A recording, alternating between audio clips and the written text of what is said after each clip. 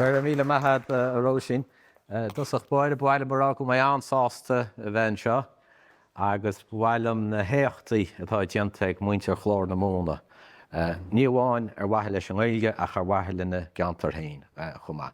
Is fiú iad a bhla i ngeall ar an obair mhór áitiúil atá ar bon acab.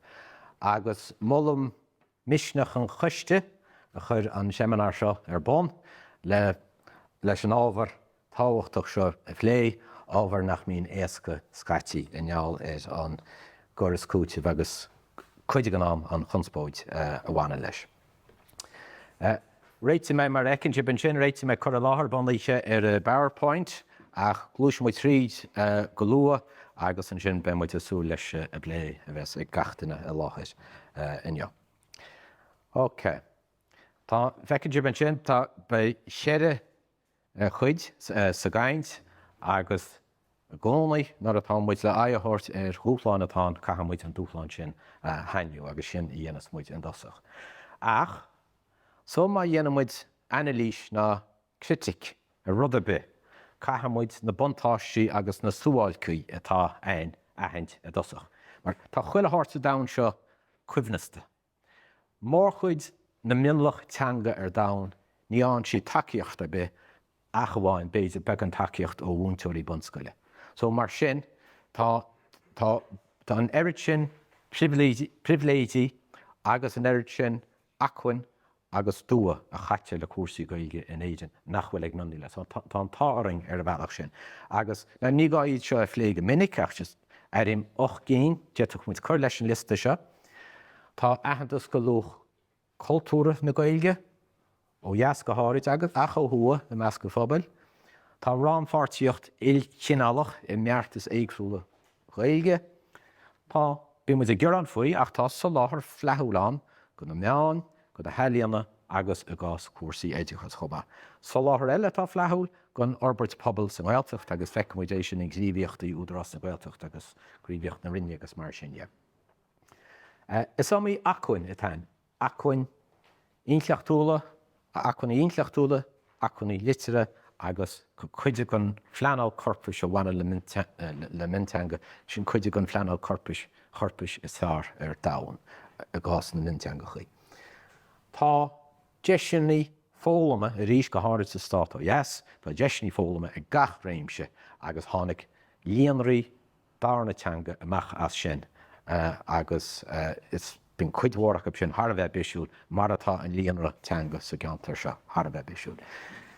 Na híireachtaí seo ar fad a rinneú chur ní le an áras ach go chur sin fad le síl ré na Gaeltachta agus fós tá an Gaeilge sa stát ó thua agus sa stát ó dheas tá an Gaeilge ina gré hábhachtach gon éonúlacht agus gon gríomhaíocht folitiúil sa dóchuid gon teorann.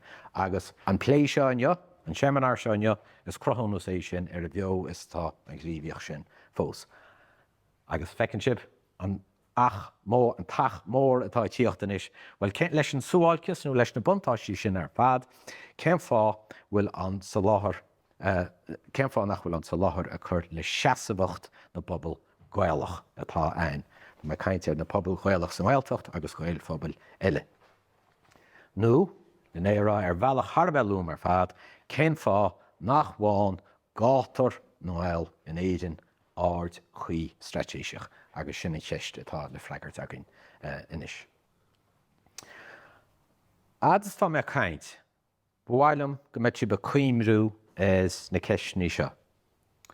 A bhfuil catha acmhainnaí beag bean ar Gael Conchúr, tá policy agin ach tá dí chuachtú disempowerment, dí chuachtú gá dhéanana ar na Gael ag an írón sin, contráireacht sin. Bhfuil éadróir na bolíocha ratha, bhfuil sin a chur leis an dallamullóg atá faoi láthair an dallamullóg go sóisialt. An freastal arnálach seo, nó sectoralism mar a thugam is mína mé sin ag an second. Tá an freastal sin tá sé bunaithe ar a gcainteoir éonar agus mar sin an riachtanas nó an spruch stratéiseach atá faoi láthair, an ceiste atá chuin héin mar sin, mar Gael Phobail, Cén riachtanas atá ag an stát ó dheascatháid ach an stát ó thuacha chuma Phobail Ghaeilge in individualisation, individu na Gaeilge. Agus an ceathrú ceist an sin, bhfuil neamhábhaireacht, irrelevance, neamhábhaireacht na bolasaoiche Gaeilge ina bhac is chlú fáirtíocht. Sé sin na Gaeil éagsúla a bheith comhaidbriú lena chéile, a thás takeíocht gon na dúchán politiúla éagsúla takeab. Cuid na ceistní sin ar fad le chéile in éon bhana bháin, agus is dóigh go bin an tro atá chósaí fa láthair, a mé síl eagraíochtú na Gaeilge ina chúitiú imeacht as a Phobail ó Labhra Ghaeile. Agus féit sin a ragartinniu. An tearnálacha seo, an sectoralism seo, ceirtáin, well sin áard arnálachaí, cothú na Gaeilge i réimse teoranta arnálachaí nós na scailíochta, na hálíona, nós na hacadúlachta, cothú oifigiúil na Gaeilge in eagraíochtaí Gaeilge, agus an sin tá cúltacha aige seo cinna úsáid siombalach na Gaeilge sa riarachán peibli a rís go háirid sa stát ó dheas. Dintar seo, tá seo an dír, caithmuid an túfas airigid an arnálachas ach ní anamid mesanú ar an néfacht. Bhfuil a gaiidí leis.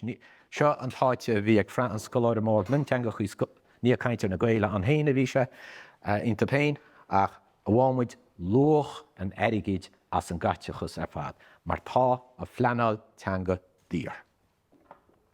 Go siimplí ní hanan arnálachas agus takeíocht hóisialta go Gaeil. OK.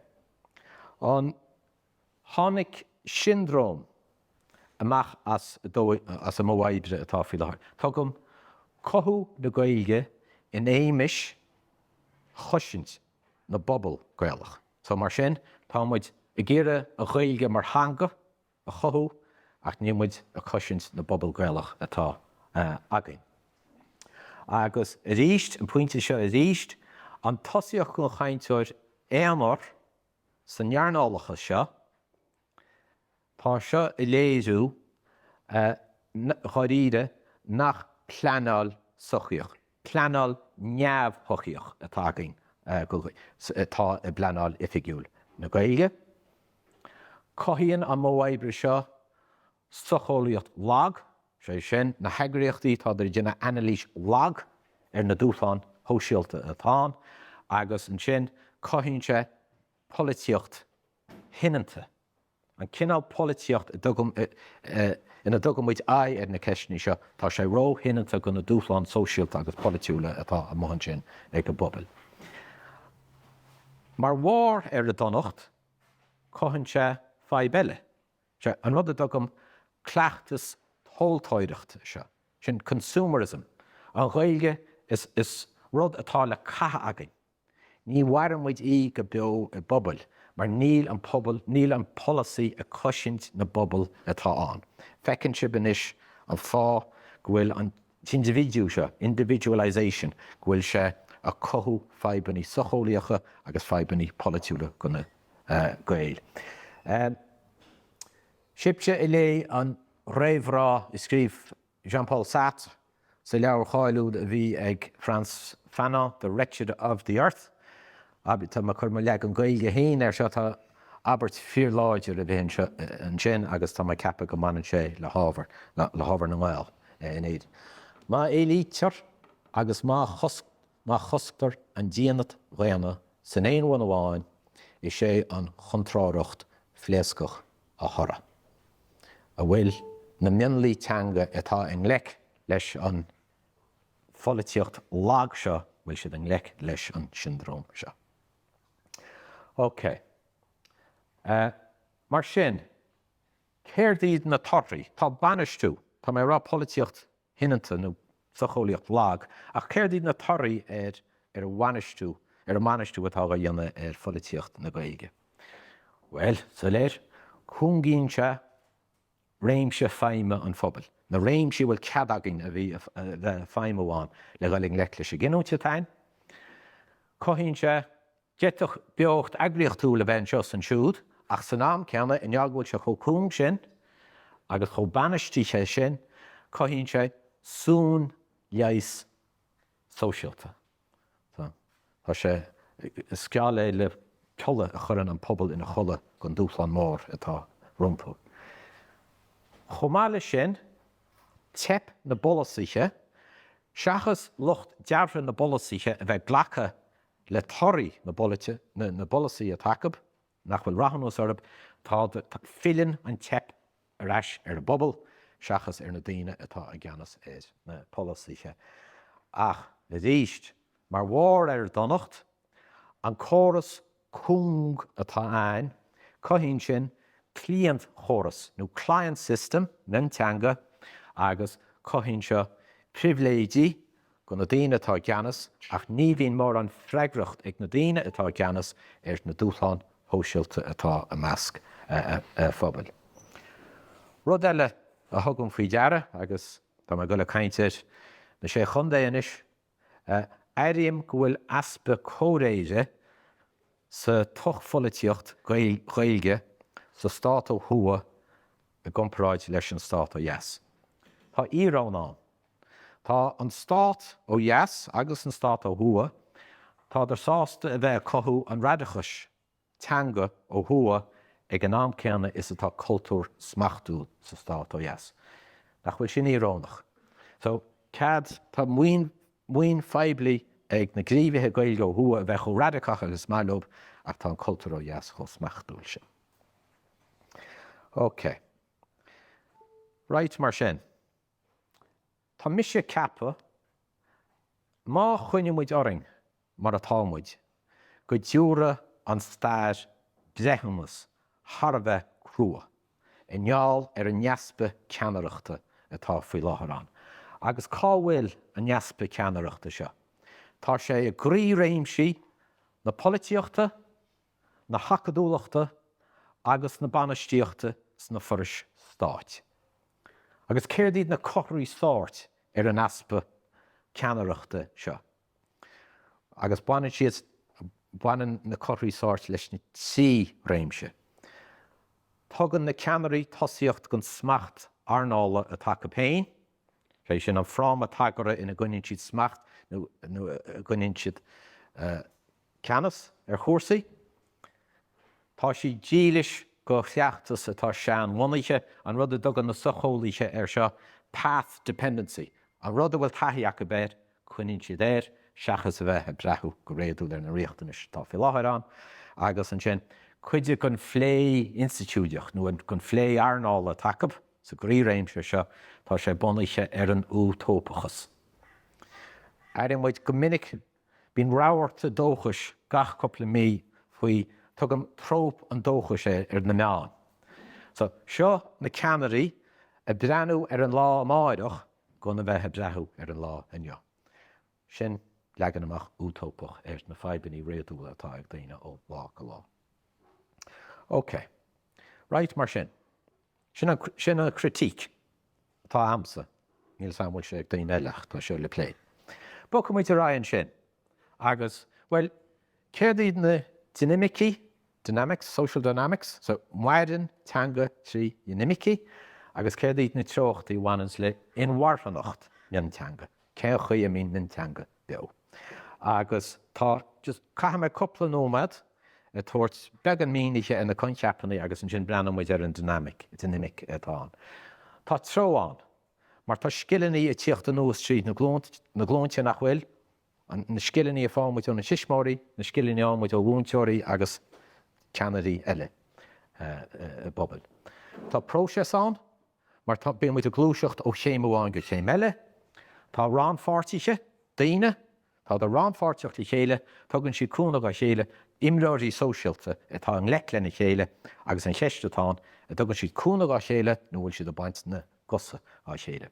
Agus is an sinna caithfú pointe, tá na ránfáirtí éagsúla tá omíocht atarab agus ní thugam muid an óhan áirde ar an omíocht atá an atarab.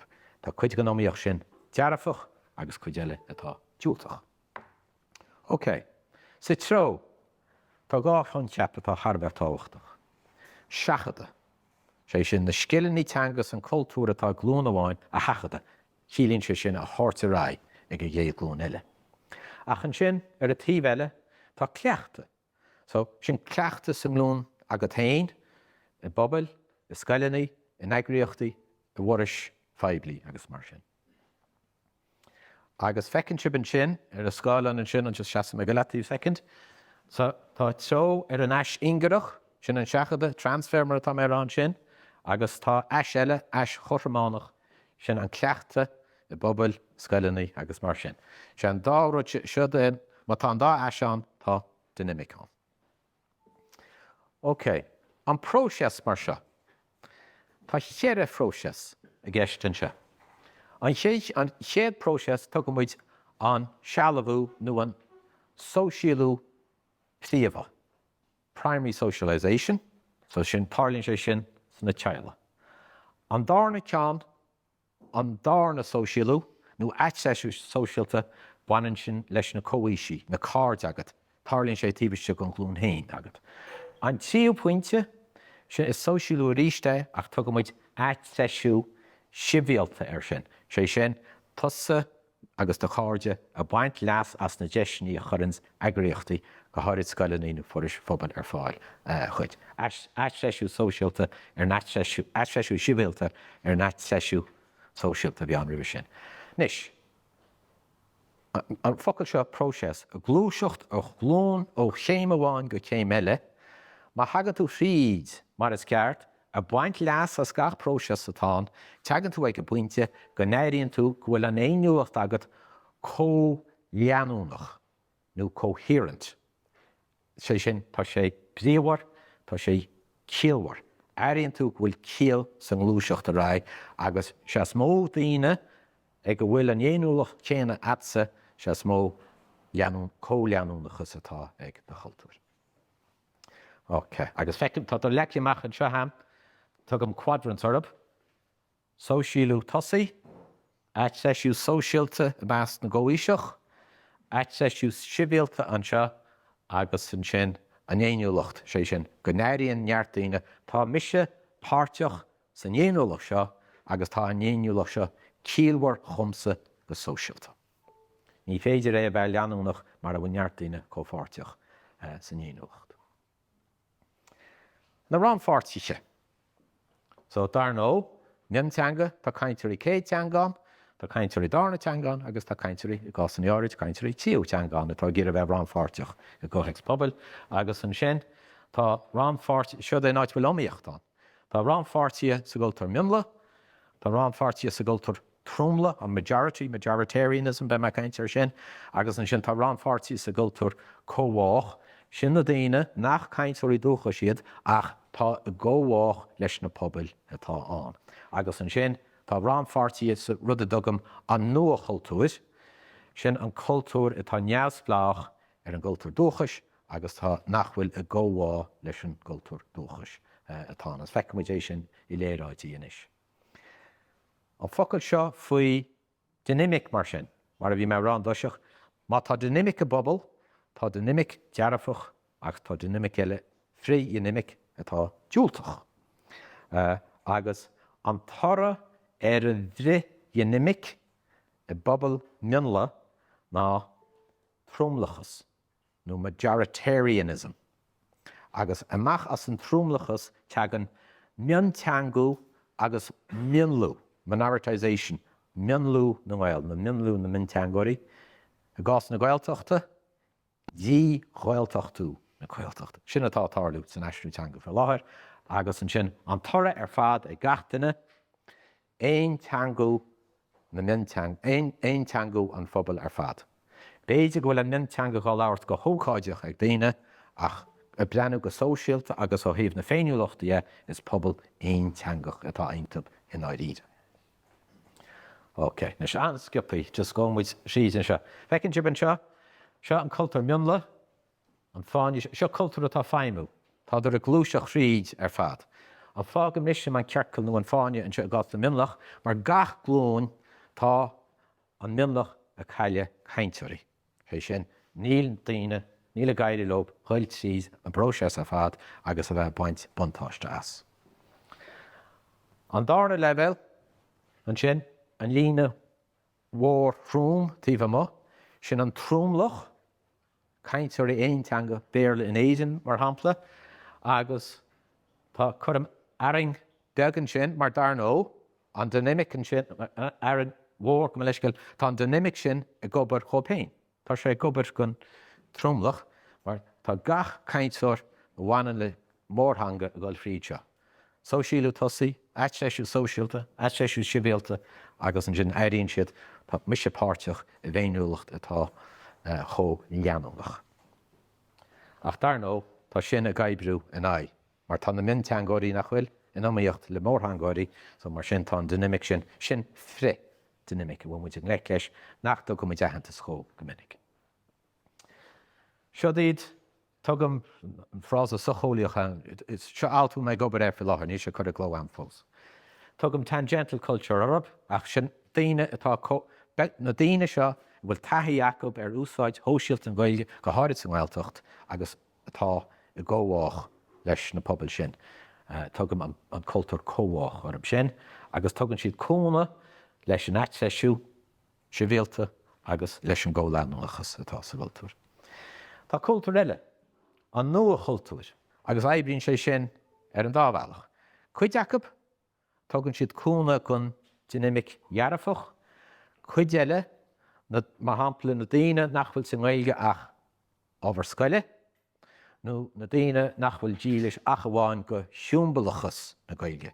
Sé sin úsáid na Gaeilge in eagraíochtaí nó an cúpla focalachas atá polaitéirí nó ceannairí eagraíochta is frith dynamic é sin, mar súann sé neart agus foinne agus cosnaíonn sé airigid mar sin. Tá sin a choras gon bhunlach frith dynamic atá sin. OK. Na chumé ríd sin anscript pointe bháin eile. Is dói fecinn sib an áite bhfuil an ligeacht sa Pleanáil Gaeilge atá aine in Éirinn. Níl ard agin na céimeannaí tosaí, tá túfás ard ar scoileannaí nach bhfuil, tá túfás ard ar eagraíochtaí, tá túfás ard ar na neán ar an acadúlachs mar sin.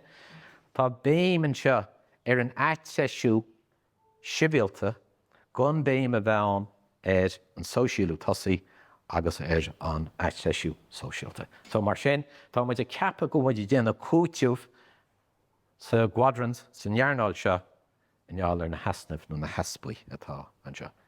Ní éiríonn le sa chóilíocht mar sin, mar níl sé leanúnach. OK. Céir iad na dtris chosáin atá an, go háirid seo ceisna go gríomhaiche agus acadúlaithe teanga mar atá oning hain inneo. Cétá seasa sa mealach arinne. Ní amháin an bhí dhéagnós atá an faoi láthair, tá muid a catha, muoin, éidigid agus fuinne ar bhí dhéagnós nach níana leas gon phobal in dhearr na dála. OK. Dail sé mé hain agus na comrádaí am, comrádaíche, Dríon ó Cornáin agus Thomas Peter Verey, an leabhar seo in ngeall gur seapmuide go rá an stát ó dheas go háirid seachantach, ní siad a ghlacha leis a bhíneise atá. Tá an policy rathe tá sé bunaithe ar an individualisation seo, agus mar mhór ar donnacht tá an individuú tá sé neoliberálach agus mar sin níl muid a cothú an cóthaics pobal a hastain wein. An trío pointe, a cuine leis an status quo is anan sin agus ghlacha le imeachtas a phobal bhuachais ghaelach. Agus an sin, a ceathrú pointe an sin, bhí muid a gcéire dúshlán a thabhairt gon sicceolaíocht hóisialta, tugam sicceolaíocht hóisialta an teach grúpa, an outgroup, go bunúsach na daoine in áidíide a bhfuil smacht acu ar na polaitíe Gaeilge in Éirinn sin locht an tiombalachas Gaeilge. So, an seo cuide go na daoine atá cothú na frith dynamice in aghaidh na Gaeilge tá smacht acu sin ar a bolasaí agus mar sin ar gháile na nachhuinéis mar sin. Má tá sé beagir a fis bhagaí, cén áit maimmuid in Éirinn faoi seán deimlíanna eile, ní gá ach an taide seo a rinne an Éirinn, atá faoi mistúr in Alban a léamh, the Gaelic crisis in the vernacular community, na ní sé gaman an a ghfuil fríd, ach an pobl Gaelach, locht na Gaeilge atá fácaí, Tá níos luúan is na 1,000 fácaí, tá cónaí orb san na hilleann siar, tíh cósta hir na Halba, ach fecinn sib an sóisialú tosaí, níl an ach 5 fangéad gon óige. San Ghaeltacht take péin, geantar na hilleann siar, ar tógiúid le Gaeilge, ag níos an píorchailteoir, atreisiú sóisialta, níos lú ná 1 fangéad. Bhfuil éon taithí Jacob ar an atreisiú sóisialta le Gaeilge eile fiú san Ghaeltacht. Ní muid a caint ar chlasú chun dún éide nó dún dé ná na Carraige. Tá muid a caint ar an láthair dóchais aca péin san na hilleann siar. OK. Céir díd na faibaní mar sin a chrothíonn seo ar fad. An bhí díagnós. Céir díd na faibaní a chrothíonn sé go chríomhaiche Gaeilge go réis na cúnsí ratha. Ní gá go mecht na cúnsí ratha an na gcónaí, má tá muid tásta iad ahrú go politiúil agus go heagraíochtúil. Well, sa a gothú neamhthóisialta na Gaeilge, sé sin siombalachas na Gaeilge mar a bhí mar rá, tá aspa físe agus aspa tiiscin na sóisialta, tá sin a chur bach ar bheartais a bheith níos fóintiúla nó níos bisisiúla chuin. Caimid ceistealach ar an chéad, a bhfuil smacht chlíon chóras client system, bhfuil smacht chlíon chóras na narnálacha, bhfuil sin a daingnú na mídíagnóise, sé sin an anti-collective atá fi láthra. Ní féidir an pobl tíoch sláán mar a mé aireachtáil chuitianta achab. Anuas ar sin, I ngón is chun héin, a bhfuil muid ar tacú leis an scáileán deata, an smokescreen, scáileán deata atá a chuineáil fídíine na Gael, nó fídíine na Gael pobl ó Rairc. OK, gur mad. Agus an sin, an ceathrú puinte an sin an, bhfuil na gríomhaíochtaí atá an fi láthair, bhfuil siad a tacú le ceannaireachtaí eagraíochta ar cáslób a montáiste hain seachas leas an phobal. Bhain ceist an é chur an éin aber siimplí bháin. Spéisiúnlaí na narnálacha an anan iad sin agus spéisiúnlaí na Gael. OK. Tá Róisín gaiirí míaide chuine. Tá muid i tíoch chun déire. OK. Cé tá I gceannas? Tá mííognó seagan agus tá daoine gceannas ar sin. Well, ard chiantaí agus teagan na thar chiantaí amach as chrí arnálacha agus crothaíonn na thar chiantaí sco acma cheannis, nó power elite. Agus a ríist ceisinaí a bhfuil an sco acma seo, bhfuil siad a feimú tíbiste go olús déan lech, bhfuil déan lechas an I gceadaíonn siad na beartas atá, I gceadaíonn an pobl na himachtaí atá faoin na stúr. Ceisteile a bhfuil smacht feodach, nó feudal, neo-feudalism atá, mar tá folús déan lechas an, tá feodachas an, tá sé chu siimplí sin. Agus an sin, an dóchais mhór sa glóhearach an sin, gríomhaíocht, neamhthochaíoch, bhfuil sin I treisiú cliantachas na narnálacha seachas a bheith tuairt léis pobl. OK. So bhain ceist, bhfuil an struchtúr nua gheodach seo bhfuil sé I dtine ar leas, bhfuil sé I dtine leas a phobal. OK. Fáca mé an ceann seo, agus fáca mé an ceann seo. Tá búteoirí agus cáilteoirí an, is féidir is brethú siar ar seo, ní sé go amen a bhfuil tríd inis faoi láthair, ach tá sé spéisiúil mar tá daoine a fáil buntáisteas agus tá daoine híos leis faoi láthair, agus is féidir an listan sin I léamh sibh féin. Right. A dránach an deire. Bhfuil muid an an dóchas a bheith an atá cíalmhar.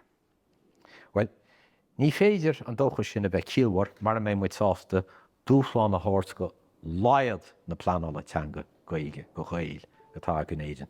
In aine na chathaoir ar fad. Leis go bhfuil méid duna botú leis a gcóras? OK. Caithmuid dúchláin a hort chomá is rud a dugam neamh folasaí an tiombalacha seo. Mar is frit dynamic, a choras go na pobl atá sé sin. Agus an sin, airim chomá go muid a feimú fi láthir. So Gaeltacht flas moie, náte be, tá muid a feimú go réir frám a tiiscine atá as dáta. Tá muid a feimú tíbiste go olús fealsúnachta in neall is tégan na habeochanna na 16 tégan na Gaeltacht a hís 2010 agus an sin tégan na Gaeltacht a hís 2010 mar mé muid a tuairteáid Ghail na Gaeltachta agus na riachtanas atáid na Gael Phobail well tá muid a ré ír Phobail chomá mar sin mar mé muid a tuairteáid a bobbal tá muid a ré ír Pleanáil chomá. Mar an trócht ratha an frása seo airí muid go minic na meán corchan cín na Gaeilge nach dílian éoncheón níos mó mar jet a corchan cín a bheagin ach choíre ní bhaid pobl agin mar chuine muid oring mar atá muid. OK. Ní sé gá am na cean sin a chlúdach.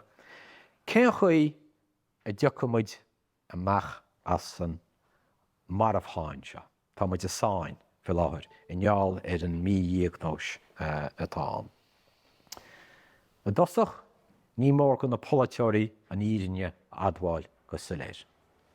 In aineong bhfuil is agin go bhfuil na Gael in Éirinn négandáil go háirid a 2016 níl na polaiteoirí sásta an Éirinne adháil. Tá an gach beartas nó as a gaoh bhfuil rudaí fa láthir a adháil. An darna pointe. Bhfuil na rán óga stáit sa dóchuid in Éirinn. Bhfuil siad ná breanhar na riachtanas na Pleanáil sóisialta go na Gael. Cérta agin fi láthir Pleanáil agriochtúil go Gael seachas a Pleanáil hóisialta go na pobl Ghaelacha ní hanan an dárad. An sin an agriochtaí Gaeilge agus agriochtaí pobl bhfuil ar an án iad hain a dhí neadú to disembed themselves. Bhfuil ar an án iad hain a dhí neadú amach as móí aibre neamh optamach sé sin focail golánta na móí aibre nachhfuil a gaiirí leog. Ach go dúlaiche, bhfuil siad sásta feisnéis agus taide a híhrú, leis go tá botún an sin, a chorach le hacuin fíneise bhonaiche a Phobail. Bhfuil na hacadúlaiche a táirt cúna gon bheartas pobl seo a tagin. Na costí Pleanáil Teanga agus costí pobl eile in áite chuile, bhfuil ar a cóhaibbrú ar bhealach atá córasach le beartas feilúnach a chuir a dabhla chéile agus an sin ar deire na scríóirí agus na hiiriseoirí. Bhfuil siad sásta dúchláin a háirt agus a háirt ar an mearna alasach seo idir úlmhíonta ifigiúla agus asnamh an Phobail sé sin go mbeadh clé réadúil agin ar na dúchláin atá ráin. An pobl hain ríist an ról atá go bobbal brú a chuir ar polaiteoirí ar cheannairí eagraíochtaí áirt a thuirt ar na riachtanas sóisialta agus ní gá ghfuil tríd an lista an sin.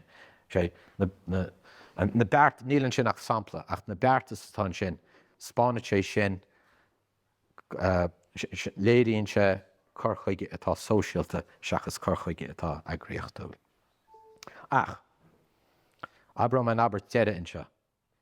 Cormuid an túfás béime is síl na Gaeilge ar an rud a dugam ócáidechas.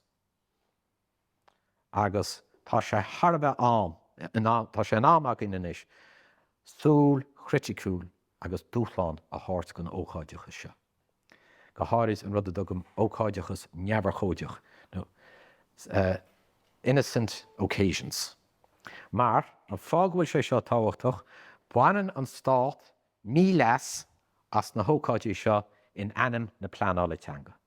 In náid ide níl Pleanáil Teanga Gaeilge agin in Éirinn, tá Pleanáil Teanga gon bhéarla agin in Éirinn, mar gach duine in Éirinn is chathaoir cumasach béarla, fiú san Ghaeltacht inis, áit bhfuil na milliún go chatha níl a gaiirí leis a ggóras pleanála atá an sin acu. Críoch nó me leis a gceann seo. Céir de siúrach fís, mar aibríonn man se fís chun dóchais. Well, ní mór dearcha sochaíoch a bheithain. sé leagan amach sóisialta éis cheisnaí sóisialta. Agus an leagan amach a bheith i ddíriú ar an tíbhéaltacht Ghaelach. Cén bhá cainteoirí Gaeilge a bheitán mar a mé sibhéaltacht Ghaelach againn. An dána pointe, seo pointe stratéiseach nó corchuige, nó policyse a tain, bhfuil taistíonn corchuige sonrach nó stratéis sóisialta go Ghaeil na Gaeltachta, pobl Ghaelacha eile, agus na líonraí Gaeilge atá ggéire hiocht in inmhe, agus gomach an pointe Harbheith go méid siad go méid cólántochas acab sin complementarity. Bua a réimse bháin a tart cúna go bua a réimse eile. Rís an luú méid pointe seo faoin dlúfáirtíocht. Bhfuil an dlúfáirtíocht bhfuil sé ciallmhar, bhfuil sé politiúil go leor. Cá bhfuil an dlúfáirtíocht politiúil idir Gaeil na Gaeltacht, líonraí Gaeilge sna sé chundaes fe, líonraí Gaeilge sna sé chundae. Ní eicim héine go bhfuil sé an. Sé sin, tá córas pleanála fa láthir, tá sé bunaise ar an deilt. Daoine a dheilte amach ó chéile nach feice siad an chócht folitiúil a tacab in aghaidh an chátar a tacab. An tábhar atá go phlé aininne, déiteach muid a bheith cainte seo, náite bethir dán bhfuil mionlaí an. Mar sin, na hacmhaí, an dua, na heagraíochtaí ar fad atain, seo chuide gon dreagracht idirnáisiúnta aine. Mar a féidir aghairte na ceisní seo in Éirinn, ní féidir aghairte in éonáid. Mar cead an pointe tosaí bheam, tá gachrat a dam seo cuimhnasta, agus is mó na buntáistí a taine le heis os cín níocha fan géad go na Pleanáil Teanga eile ar dam. Tá muid a gobar go háitiúil, ach ní mór a bheith a gobar go heidirnáisiúnta chuma. Tá freigracht, mhór, chaunda oring fi láthir. Ach, le cuasaí a chasa himpeall.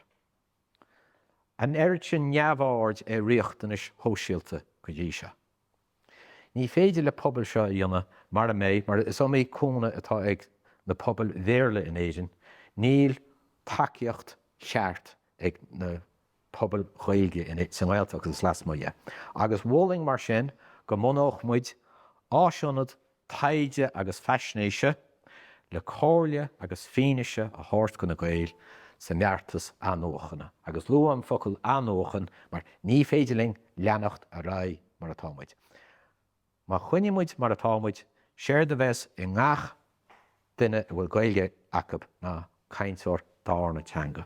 Ní féidir leis an tíbhéaltacht, ní féidirling an tíbhéaltacht a choisint mar sin am mhaibre. So mar sin, tá mé rá an dá faointe mhór atá. Ní mór dearcha sóisialta bheithain ar na ceisní seo, agus tá riochtanas mór le anóchan mhór stratéise má tá muid le aghairte sin. Me leis geal bhí me beag an fada an sin ach hí me go raibh sé táhachtach an pointe sin a chorinne. Dar máide.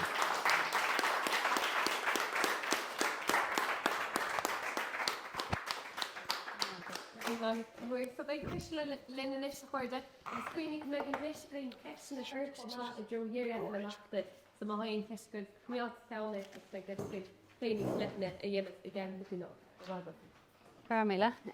So did Avery Ricardo and Falcha War Creation is Misha Cuisle Nic Liam August Misha Egobermar Coordi Hor Carta Changa le Conwy na Gaeilge is do a better piece in his hour the Phleanáil new Tamé mar gannne de gréibithe leis an drám dearg agus cumáile sin is bunaí thuair den transcodal ar Teanga atá ar bonagin críomh íhuama leis an aim freastal ar riachtanis hochangolaíochta Phobail Bhaile Anderson agus cinneal disclaimer bug tá muid thar a bheith lua in sa process Pleanáil Teanga agus god sugamsa an caiin seáinniu is mion lamsa Jerry ar na factis agus na tionscail agus na móna éagsúla a thug spragu dúin agus muid géirí tuairt ceneal ibre sin agus nuair bhí crothair ag glórtin sin chur sé ggéibniú nuair a hosaí mes nuair chuir céistar an páirt Ghlaca in sa próses seo ceneal ceistí mé mar níor hiig mé go thomlan cén nás go bhí agam leis an Pleanáil Teanga go dtí gur duine in ifig sugamsa go burb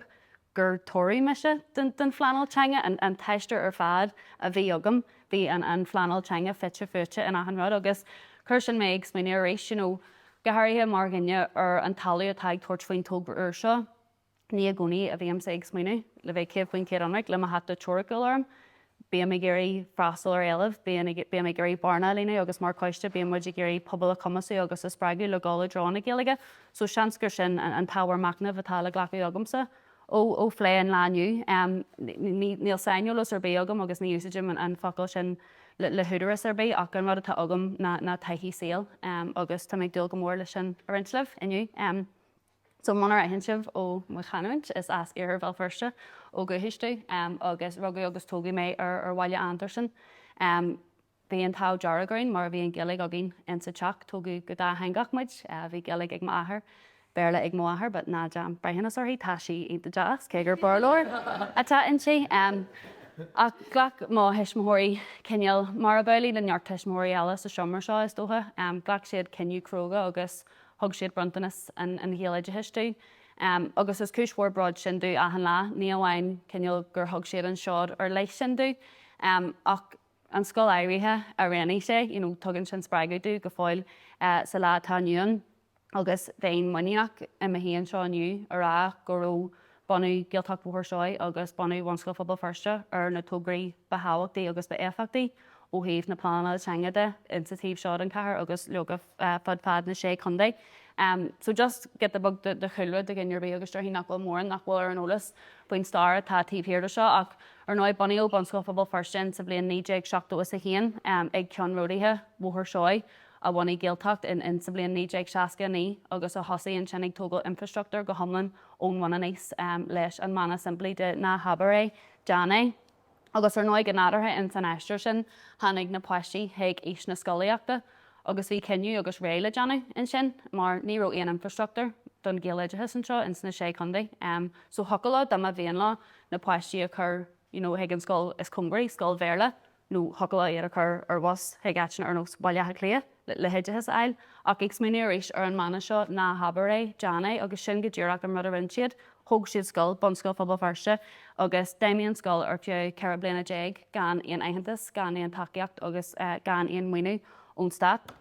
Agus roimh seo ar náid heap ar iarachtaí sealbhaithe Teanga mar bhí an stát áiristeach go thomna nabhdeach in éireann na Teanga agus in éireann Phobail na Gaeilge agus de ainneoin na Núchleán agus na beagartí ar fad a tháinig roimh Phobail bhuair seoid Harry sé é agus dúirí lá an scóil a chur arban agus níl aon lá áiris ach gur chur siad an síl don afheohann comhaimseartha atá faoi landseáil sa lá atá nuan.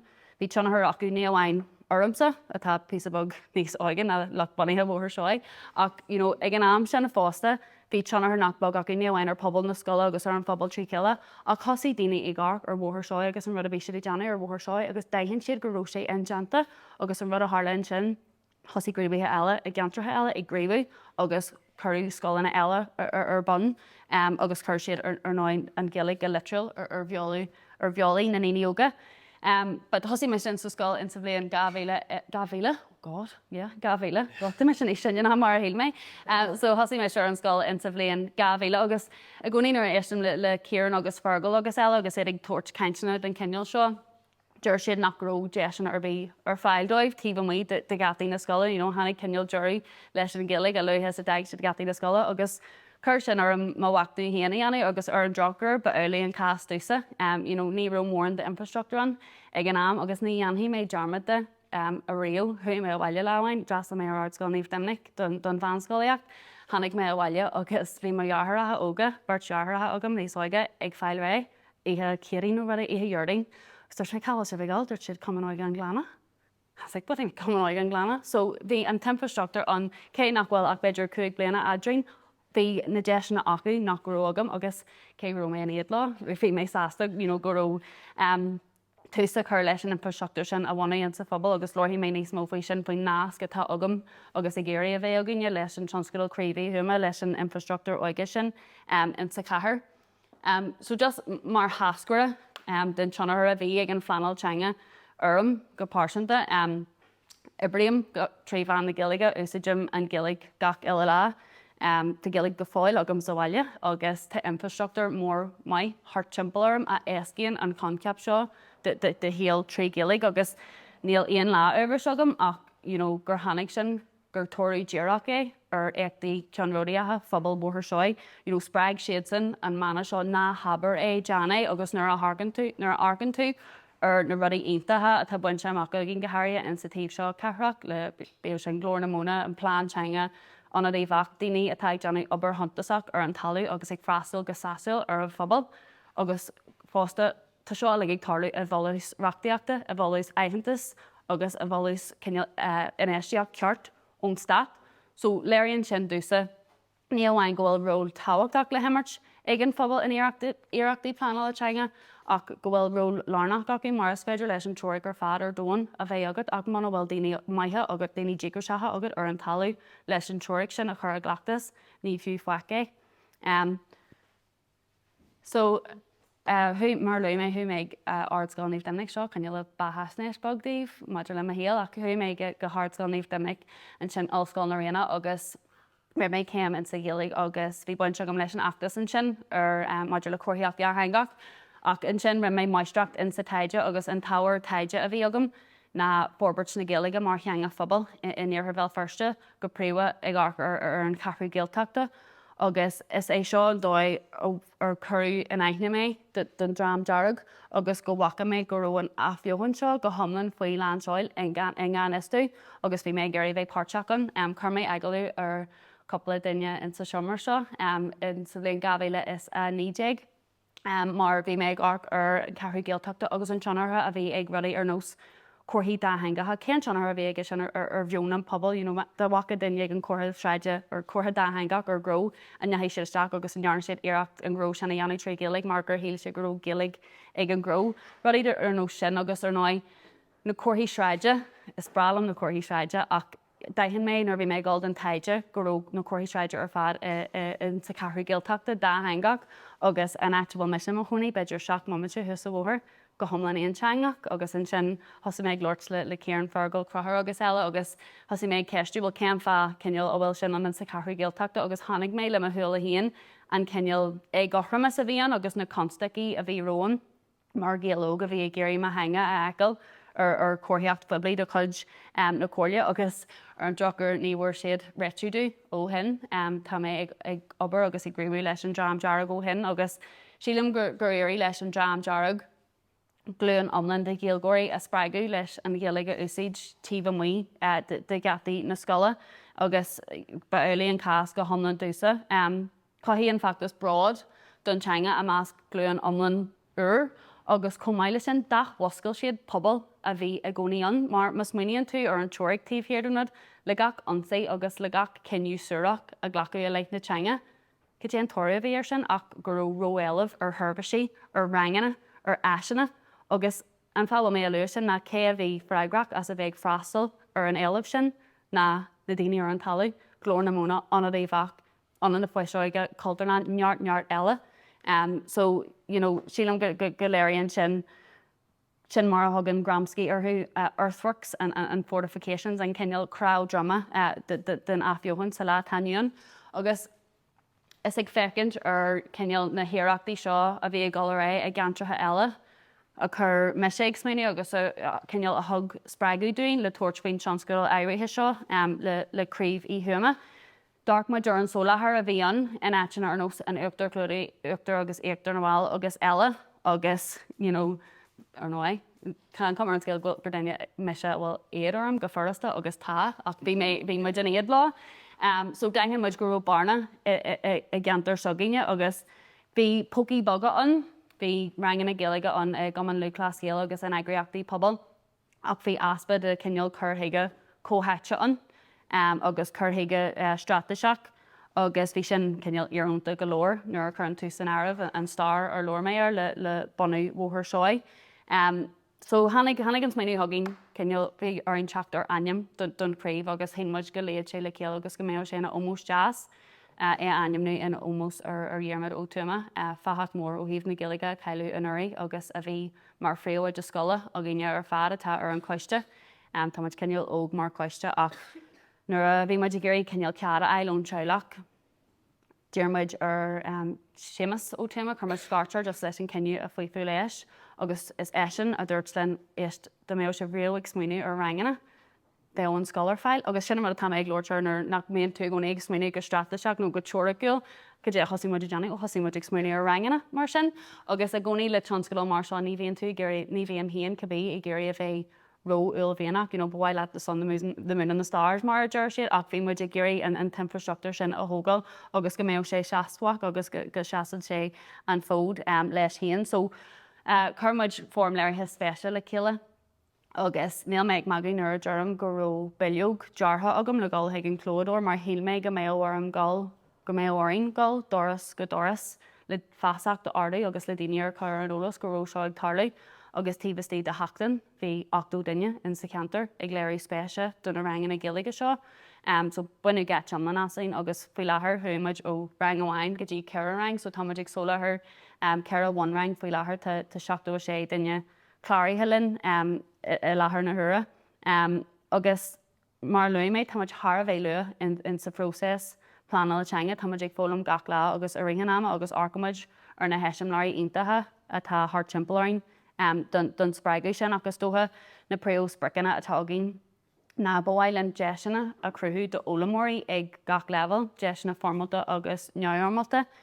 Is mion le tógáil ar agus an temperstructor poblbhainithe Gaeilge sin a neartú in sa chathaoir agus bhhailin fásta fasacht agus tuiscin sa éascu ar luchanna agus ar bhaintáistí an dá hangathis agus na Gaeilge in sa cheantar agus luí mé níos luithe cumanóige an glána. Tá muid faoi láthair mar craobh ag obair ar phlean strataseach 3 bliana a bhfuil go mór le céaran agus féise Phobail agus tá muid ag arc i drá na féidirthachtaí na blianta amachróin agus cean donna rudaí móra atá ag seaú amach na an temperstructor agus an Phobail óige in sa cheantar.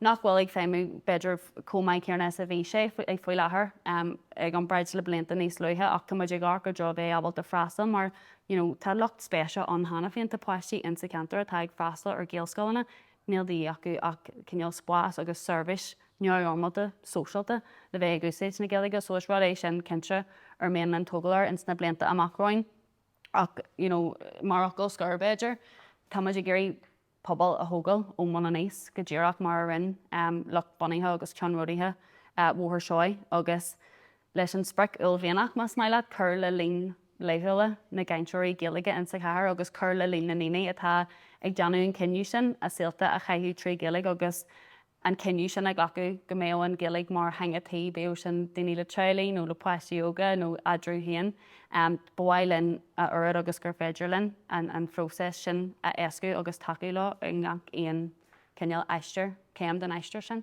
So sin mo chuid.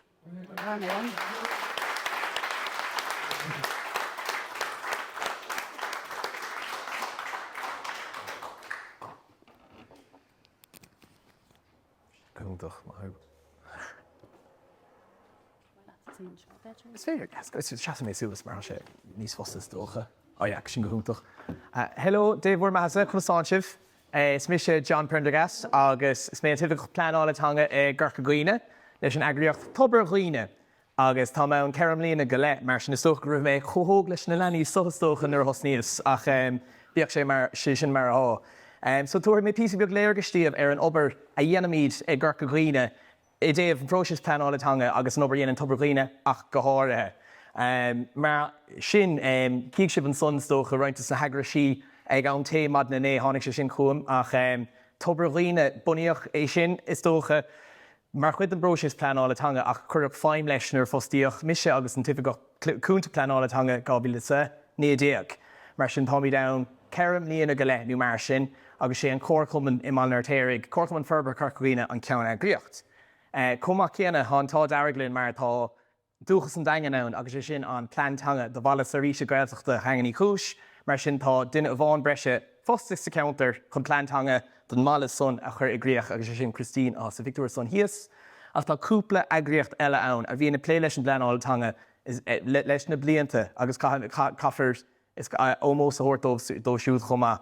Éire Carraige a buíocht níos móna 10 blian ó hin, a dhéanaan annach chuid cuasaí agus chláircha sebris do leanaí na háite agus do rií fásta chumá ceanna, agus chumá túsma a dhéiríonn chlanamh a thógant le Gaeilge agus takeíochtaí a chur fáil dus na daoine son. Agus tá úlach chórcham in eile ann, grúpaí pobl, féilte agus a lehéad, cuistí Jonach agus a lehéad sa counter. Mar sin, díró mé is dócha na tograí a níos sa bhó na aon rud eile mar chuid an gainsa. Mar sin sé cíirí nach fécha sé go hálan an son, cíirí hir péis Gaeil, Tás níon an limistéir Pleanáil Teanga a gcuine i lispól agus téann sé cho siar leis na blascéalaí. Ó thuaigh an son chnoch breaning ó bhar trosa sios cófada go ceann trá. Ach de réir an déanra is dócha agus chun léirgus thuirtaí bhar an mó duine há timpeall na háta le Gaeilge agus le héad. Tá timpeall sa sochas 7,000 duine sa limistéir Pleanáil Teanga agus tá cumas Gaeilge ag 5,000 a cho. I dtéobh na chainteoir le thuaile Gaeilge an son tú chaintear 3,000 duine. Mar sin bíonn tú chuoine bheithéananig nar tú siúil timpeall seád na daingan í payroll é as gach seachtar go múlann tú leo nuair déann tú díochait nó chunastán tú le 5 cho. Ní bháin go dtí si tú ach bheofa ná sé. Agus an sona an trúr eile an son is chainteoirí le thuaile Gaeilge na iad. Agus gan dat sprocht na Pleanáil Teanga atá gurn ar fad ná líon na gainteoirí Gaeilge le thuaile a ordoch. Mar sin é a hála sa déon áibh déirnach, idir 2016 agus 2022, so sin 6 bliain na stócha, tháinig ahrú nach mar 5 fangéad ar ghaoine sa counter le Gaeilge na cumas Gaeilge. Agus gan dat tá féin túair scuúigh buint leis an déon áibh agus rudí mar sin, ach bhór an túair dócha sé is dócha ar an obair bhí ar siúil sa counter ní bháin le 6 mbliana nó 4 mbliana ó thosníomh marna ach an infrastruchtúr a chruúach an hana hénig. Agus an figúrs táchtaí is tócha ná go raibh timpeall ar ceire fingéad do chainteoirí le thuaile Gaeilge ordathe i Carraige sa tréimh se ceann ceanna. Agus sé sin an troch go dastaí an uine a chamád sa treis, mar gan dat tá bhí titim olmhór ann idir 2011 agus an bhíon se chatta is dócha i dtéobh túair sciú sa déon áibh agus labhairt na Gaeilge fé chabadal a gcuin.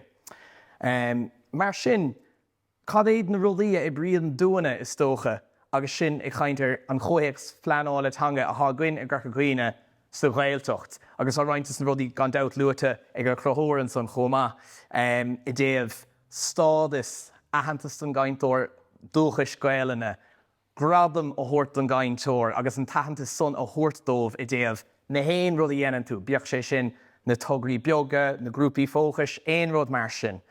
Caithfidh an gníomhaíocht a bheith go thomláin ag teacht leis an bpobal, le míonta an phobal agus gur roundfartíocht gníomhach a tháinig. Ní héas go bhfuil tusa ag déanam na hibre dómh. Caithfidh siad san bheith i lár bhuail, i lár éananig agus gur có-ibriú a thágéist a ríist. Tá an irid son grúpaí agus agriochtaí eile timpeall ann ach má an tusa mar chlámhí dus na daoine son mar oifigeach Pleanáil Teanga beidh tú cráte agus dóite agus beidir gol féar an lé agus bhharlann é sin a dheachchan comórs gur féidir. Mar sin tá an obair ar fad is dóil am díortha ar chumasú agus ar bhisnú phobal. Agus sé sin na daoine a thuirt leat, na scileann a thuirt dómh agus go bhfuil fáim leis na rudaí ar bhfuil tú a chahabh do chuid fuinneamh agus airgid gan dat. Ceannas na céad rudaí a riléana is dólam agus sinna tosnú ná má han tú dá riire féin Pleanáil Teanga sa Ghaeltocht gur gahan tú gá a chrochú don teanga a bheann. Ní éad bhí gur sais ócháidí meafaiseacha nó nach miochtaí ag cuiineh ar a bheoh sé dascail na bheith gom ach ní gádomí. Chahan tú an gá son na bheith ann agus é a bheith sais áirdathe agus feabhsathe comórras gur féidir in éonáis amach agus in éonáis obair go néanann tú ann. Mar hampla dócha fiú le éon rud cosú le feicálacht na Gaeilge na ordoch i dtéobh cóirí beaga thuirt amach do gnóna iad a chrocha ar héhann fóthair nó ar gataí na scoile. Go gcuireann sé sin go mór le feicálacht na Gaeilge, ólas an son ag an gnáin duine gur Gaeltochtaí, go bhfuil an Gaeilge timpeall orthu, agus an ghuiirn sin go mór le úsáid agus labhairt na Gaeilge. Agus cloisin na bhd ar ní smó lína í, agus an son tá tú ar an móthir cheartas dócha I déobh neisiolalas tá fachta I gcuine péis scéal. Taíocht agus fóstíocht ní féidir bheith caint godáíre ar Pleanáil Teanga gan na rudí son na lua chomá céanna, agus bíon an irid san stochreachta ar buna gcuine leis na hifige geile agus go háúil chun na héalamh son a chur trasna ní bháinnig polatóirí ach leir na brobal héin comá agus luigh mé tauchína tú agus grúpaí mar sin ag garchaíine ar ceanródíochas dóchas a gurt son. Feasacht agus feasacht a ríist, há tú sais ag búlan bhárán más fear leat é sin a chlos ach ní féidir achan rud céanna rá a ríist is ríist eile. Beidir go leapach roiin daoine gur duine anna passive aggressive méinú rud éige mar sin as na rudí sa chuirsú gá gáiló agus tá gom thug sé misneach do dhaoine agus a lehéad chuir mar ceann an gachéin paróiste in ach go gífá é agus ní cosníidirach €3 an ceann agus tá si da le tríim léana. Agus an son hit an ceann sa le spóil ar an slíosteach. Agus ní bhán go bhórs text a bháin fórs Carraige gléach, agus bhí sé an orda ríist, mar is léir go daíonn sé le pobl is fóil mar sin. Tá réimsí tá ilómid réimsí sa Pleanáil Teanga mar a sóilún ar fád. Gach éon réimse saoil nach mór. Bíonn tú chaintear cuasaí a dachais, cuasaí tailig, cuasaí óige, agus mór an eile nach iad. Sa Pleanáil Teanga tá gcuine há 9 nán, ach beidir chun splécha thuirtar cúpla ceann ní cín is mó agus na barnaí mar dúir Cuisle an sunsáis na barnaí is mó a hála lína gcuine sa counter sé sin rudí cosú leis an óige, cuasaí óige agus na deisna sóisiúla thuirtómh gréasáníocht lo héin tríomhán na Gaeilge agus an timplach tangan suna bheith cruthadómh. Deisna fálam agus úsáid a Gaeilge dheabhsú agus ardach an tailech príomh chloch na Pleanáil Teanga gan éon dat. Agus cuasaí sport agus chathaoir chomá céanna. Gan dat tá I dachas, gnó, na servicí stát, na meán, agus grúpaí pobl chomá céanna, ach ní bheith an táim go mach tríd na héin rud ach déanam íocht mach trí roint áir rudaí go gonta. Tá cluiste ag annach chuid a gcuibh chum cinnte méall ar scéimena cosúla Gaeil Charra, a há dhéanamh ag annach chuid le mistéirí Pleanáil Teanga agus líonraí Gaeilge. Agus ní leann ach scéim bhaintóireachta idir chaintóir dúchais nó chaintóir líofa agus fálamórnú duine ar caiid an Mhic Goill Gaeilge gur bhalla thuí a chhlaachta agus tá sé áirithe gin le ceim líana anuas rimis Covid ach go háirithe chomá agus bíon timpeall ar trocha duine páirteach na héin blian. An céad bhíon gan mar bhog Gaeil Charra isteach lena fálamór an árig leithníoch an Gaeil Charra amach gotí Gaeil grúpa agus bhí na maná. So anna bhórálach go raibh idir páirteach sa scéim sa ag freistal ar anna chuid imachtaí sóisiúla le chéile agus an Gaeilge a scapa chuin is lit a héananig chomá mar sin. Rud anna hín pliatá ann ach a ríist tá an únéireacht ag na daoine so croíonn tú an creatlach dómh. Agus an spás dómh ann is féidir le rith leis.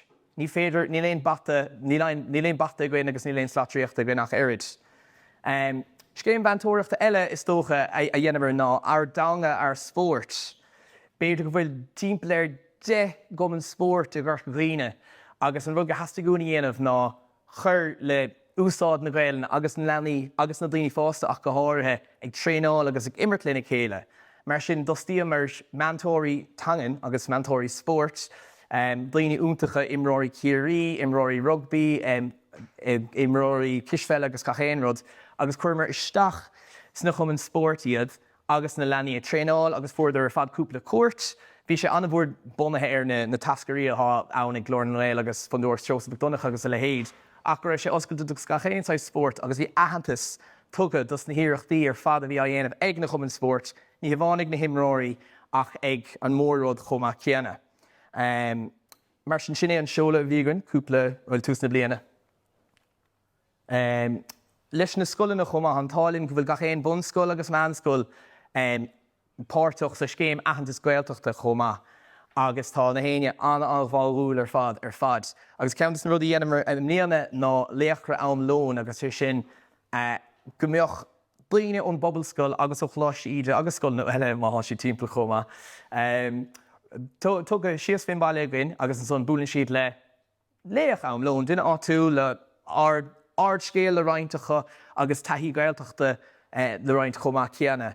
Mar sin cíigh si van sosa Victoria Clé Róisín Nic Liam creatóir le radio na gailteachta agus eistóir chomá ceanar TG Carraige agus bhí si búla le daoine an son dé mártaiste an Óstán Benners agus tá anin Chíbán an son chomá yes agus an alíonn ar fád a bhí déantacha ar lán na buchaí nó púchís léin istigh i mala an daingin. Mar sin an rud a háil is dócha ná an feasach son a thuirtas an leanaí gur ilóma deis a chus an tuiscin Gaeilge a bheith chu, tuiscíad a bheith sa Gaeltacht, agus leis an mórtas ásta son is spreaga chu móras gur féidir. Rud anna bhanúsach ach bhfuil is agat fáin siad ar fád seach lá te. Agus fáin siad denómad breise gáinón, mar sin tá gach éine chus ásta. Cúpla rud eile atá déanta goin leis scoil na gan dat bí mí bú leis na haon príomhaide scoil gach blion agus an nurig dúirt duine chu bhfuil bhreálinn tuairt le fiiste sa túsmóirí scoil Gaeilge seo leabhar Gaeilge na gataí mar sin tuile passive-aggressive signs. Anna hásta lei sin. Agus a ríist, dheofá eisiolalas os na scoilena tá multí déanta goin ar úsáid Gaeilge sa chlós bunathe ar an cleachtas ar fad a bhí a chusan agus chuir in éon chápéis a bháin. Agus le héad rudí mar sin. A ríist has to goin ar dhéis an son rud a thosnéimar beidir gá blian ó hin ach ahananta a thuirtas na leanaí so a bhí ceann rodíoch a ríist. Ní bháin ar scoil ach sa Phobail agus iad a chuir na Gaeilge chun cín ina slite hénig. Mar cíigh si van so trúr Bert an son ar clé na ladan an son san idir blian arig agus fuidir an gasca Gaeltachta agus Phobail an son yes nach léim Mhic Goill agus is sé fád an gradam Gaeltachta agus í críochnú na háir teiste. Agus idir an trúr chu deir go bhfuil siad ar chuine na cheanairí Phobail óige is fearr dá bhfuil ann agus bheití sé gcónaí chusáasta rud dhéanamh ní bháin duite ach as a stúm hénig in anna chuid slite ar fad drámaíocht, technoliacht ag crothú QR codes don dóíocht taisce áitiúil gan éon ceist rudí deasa mar sin agus an Gaeilge i leabhar an éananig ag gach éon rud a chu. An óige chomá bí míad cho mór dír ar son sin an bharna is mó tóch i ggur go gcuoine nuair a thosníomar agus bhí mar cheasan sé. Nuair a thosníomarna bhí mar anna bhórmhata ar clubóig go thosnú hep ar na hiireachtaí blianta iní bliana agus an nuair bhí an ihe ólaise goin, bhí gá ihe ólaise go nuair agus ní tháinig ach beartúis mthir go ceann a bháin ach an buinte son go dtí an puinte so a nocht tá anna hasar aga bhfuil 65 nó 65 am an iscéal leanamh chláirithe chupá. Cá sí Evelyn an typical chunta Pleanáil Teanga bheith ann a nocht leo agus tá anna athchas arm nach mé héin ann. Ach be mé an teachan seún mar sin beis go bra. Ach a ríist bhí an táhaint ar Phobail bhí ar an daoine athchaisteach an doras tá clubóige ann a bhíon de an ná ní hí an Gaeilge an ún chanasach mar déir siad. Agus bhí an aigóthirtar sin dhéanamh ar iarachtaí dul cóibrú leo agus a le héad bhí sé seo níos fós áireann. Mar sin dhéanamar ó húsna bliana bhí sé goin ó beidir lá páirichatí tús an tairigh bhí sreatha goin ríisir an tairigh duine siad caiáil sí safari actúocht sport agus a le héad agus bí siad anna hásta leis. Agus rang go chuig agus sé mar sin chuir siad aithnéir a chéile Sarah héin siad isteachchadí an Phobail scoil nó chláistíad anú an bhean scoil. Agus tá cluiste gin fiú am léana go raibh an líana smó leanaí ó líana héana géirigh bheith ar an gcuiste Gaeilge mar chut an scoil. Bhí fethe duine nó mar sin i cnaga ar thuras an chóir nóir Gaeilge istigh sa Phobail scoil. Gan dat déana míad rudí le daoine níos óige chomachchasú le campí saoraigh, alíonn, campí cásca, drámaíocht agus tá anna chuid agriochtaí eile ag déanamh na rudí chéanna chomá sa counter mar sin tá an tálinn tá míad lite an nuas ar héin leis na himachtaí agus leis na rudí taúla a ann i dtéobh na Gaeilge timpeallainn. A ríist ní roiid mé bhaid scéile seo ach fiú na héon rud talúta an sa gom is rudí a tríle goin im líana agus picúrium líon sa chomá agus tá gom tá daoine ann agus bíonn siad ará bhfuil is go ní mór an fáim le imachtaí sosial agus rudí mar sin agus bhásta foiineh agus a le héad agus ní gágur íirecht rómhór foioine a bhí annach go háire ach na rudí dhéanamar an saoir seo le dúchas an dagan is dócha mar thra imachtaí an táirigh ná ihe bhór karaoke, bhí tros ar chruglinn changan í chúise goin, bhí blase beor go goinnig ceantas na tétarna chomá. Bhí tros seandalaíocht an sahain ar yes ar clé am scéile Billy McGlynn, Starry agus Troí á túil chomá. Bhí Mike Oscailte i gcuin, bhí rugby taile gcuin, siúlóirí Starra agus gach éon rud mar sin. Ach an puinte a bhí lethú siúd ná a ríist a spáint chéine go bhfuil a le héad ann sa counter, gur féidir na héanrod sa counter dhéanamh trí bhean na Gaeilge, agus gur féidir grúpaí a thuirt le chéile, chun misneach a thuirt dá chéile, agus an Gaeilge na ríist a ládrú sa tlí son.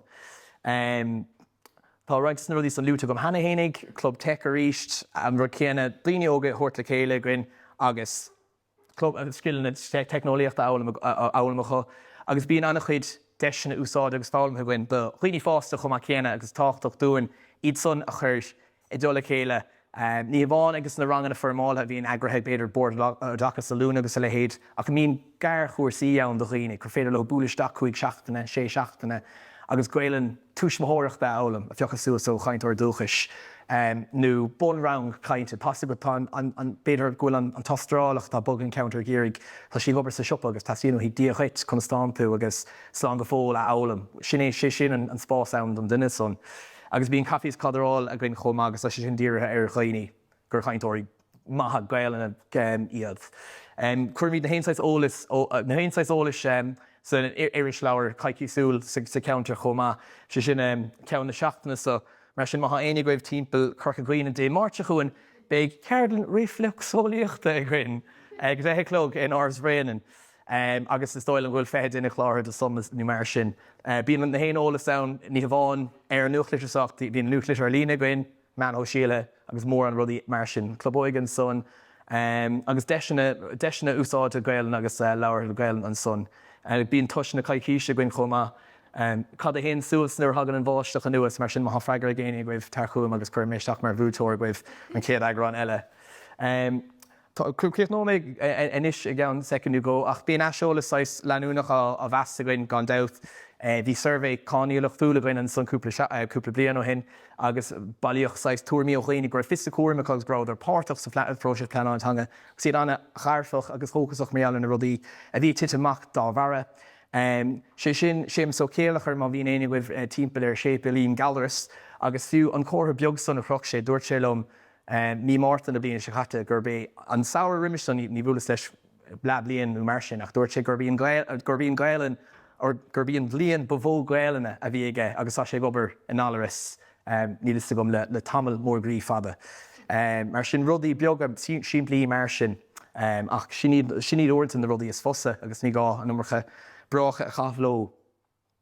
Annach chuid deiscéaltaí eile chomá marathon an daingan I go brúla choníana agus bhí dúidir gur we've come a long way sa Canada an marathon lom mar a grámar táint ar na héon blion agus an son míle scéile eile ó dhaoine éonracha bhí páirteach an rudaí dúin agus rudaí buchas chomá. Tugraí eile nach luigh mé an éachar ach atá déanta goin na blion nó mar sin éanaach na airmacha a ríist agrathe do 300 leanamh meanscoil sa counter agus cainteoirí úntacha spregúla tugarsteach chun léirgus a thuirtómhar na postan ar fad tá déanta. D'agriaí mar chhlacht a ghaoinech an gobli san éideag agus am líana eiste na Noéile bhí ann agus sé sin campas saoirigh de dhéagóirí Gaeltachta agus beidir go gúlahar mar sin a ríist am líana bhí sé anmhór ar tuairis.í agus ar radio na Gaeltachta agus a le héad agus an cúpla mullscéal déanta ar chomá ach a ríist an sóisialú son a freisiú a measc na hóige. Mar sin bhí sé go húntaach túsa chuirde sin a gobli san éideag.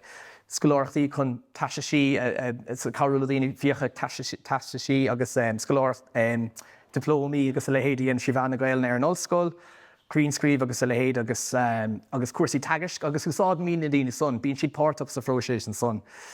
Agus a ríist rudaí díirithe ar thuaismóirí teanga túismóireachta nachanna na dúismóirí clocha míle hasagah na béir leir bíonna gcónaí le an rud son. I walked my first walk today nó céród ní lisagum agus dhéanamar go háú le dearthór áú agus sé sin bronta ar túismóirí agus sé lítar leanaí nua a chu agus an son tugann sin na picúirí agus bíon siad anna hásta agus le héad. agus cuasaí cainte chumadír chuir mór leanaí mar go gapamar go raibh bhar ná a ríist sna daoine a bhí teacht tríd agus nach raibh beidir go bhéh níos ilúnt Gaeilge a chur daoine le annacháilíocht cuairm leanaí. So agus go leor eile ní chamáda me sibh tá tithe gach éana gribh tasúla agus gur bhhailm dul bhile. Agus féidir sinna leanúnt aon ceannas na rudaí nó bheith caiintlinn aon ó si go húntaach fellibh agus tríos líam libse ar fad bheithe si go húntaach spreagúil stoilm éisteach ó chúisle agus ó chorthóir chumá agus ó éile na Carraige ó chiarán físin pobl agus ó glór na móna chumá mar sin gur míle maithagah agus má haon ceist féidir le bheith chuim. Gur maithagah.